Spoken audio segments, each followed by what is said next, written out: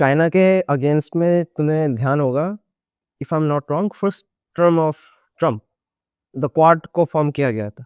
Second term में quad के बारे में कितने डिस्कशंस हुए? Zero almost, I think nothing. तो आई थिंक दिस ईयर होने वाला है, आई थिंक क्वाड मीटिंग तो बोल द एंड ऑफ द नहीं, ईयर। देख बोलने को तो एवरीथिंग जो प्लान्ड है सारा तो अभी पानी में जा रहा है। It's definitely the start of world war 3। सोच के देखो, यूएस ने एडवाइजरी जारी किया है to the US citizens that live in 14 countries.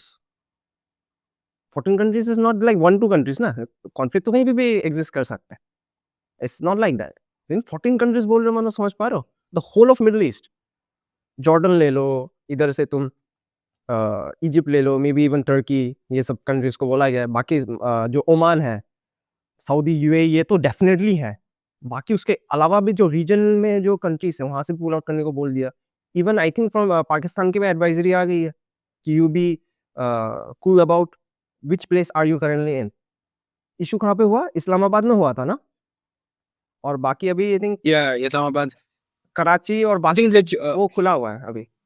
Islamabad वाला जो सिचुएशन। और जो शिया सपोर्टर्स थे वहाँ पे पाकिस्तान में, they attacked the US consulate, and then the US obviously fired at some of them, and 10 people died. Around 10 people died, देख, and then they have closed the it's embassy like or consulate.